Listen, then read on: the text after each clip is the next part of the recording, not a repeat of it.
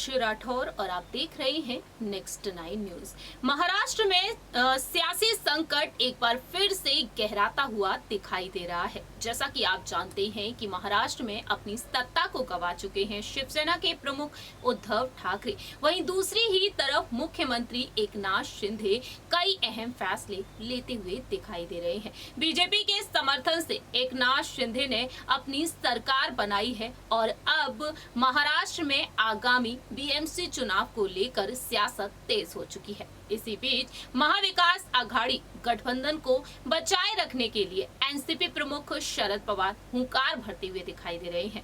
जी हां, शरद पवार ने अब तक कई बड़े ऐलान किए हैं और एक बार फिर से शरद पवार विपक्ष पर निशाना साधते हुए दिखाई दिए हैं। प्रधानमंत्री नरेंद्र मोदी को लेकर उन्होंने अपनी बात कही है, लेकिन इसी के साथ साथ बेहद बड़ी खबर ये भी आई है कि अब शरद पवार को बहुत ही शानदार और बड़ी जिम्मेदारी एक बार फिर से दे दी गई है। आखिरकार किस पद पर उनकी ताजपोशी हुई है, ये आपको बताएंगे इस रिपोर्ट के जरिए।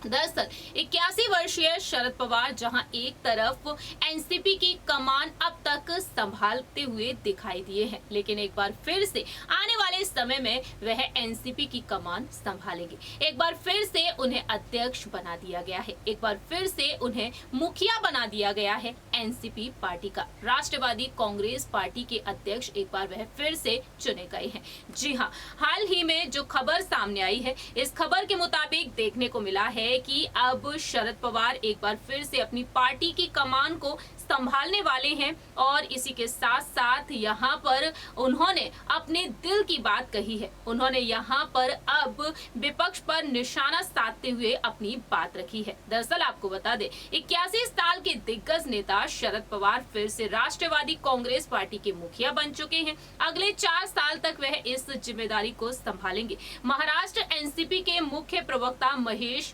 भारत तापसे ने इस बात की जानकारी दी है। आपको बता दें, देश के कई राज्यों में होने वाले विधानसभा चुनाव से पहले अब एनसीपी ने बीते शनिवार को बीजेपी विरोधी दलों को एक साथ आने के लिए कहा है। उन्होंने कह दिया है कि पार्टी प्रमुख शरद पवार इस संबंध में अब अहम भूमिका निभाएंगे और साथ ही साथ यहां पर शरद पवार ने आरोप लगाया है कि मोदी सरकार किसान विरोधी है और बेरोजगारी के मुद्दे से निपटने में विफल रही है। साथ ही साथ बिल्किस बानो केस को लेकर भी उन्होंने मोदी सरकार पर निशाना साध दिया और यहां पर उन्होंने कहा कि आश्चर्य की बात है कि प्रधानमंत्री महिलाओं की गरिमा को बनाए रखने की बात करते हैं और 2 दिन बाद प्रधानमंत्री के गृह राज्य में बीजेपी सरकार ने बिल्किस बानो और उनके परिवार के खिलाफ अत्याचार करने वालों की सजा कम कर दी। इस तरीके से यहाँ पर एनसीपी प्रमुख शरद पवार ने अपनी बात रखी, किसानों के मुद्दे पर उन्होंने अपनी बात रखी है और इस तरीके से अब वह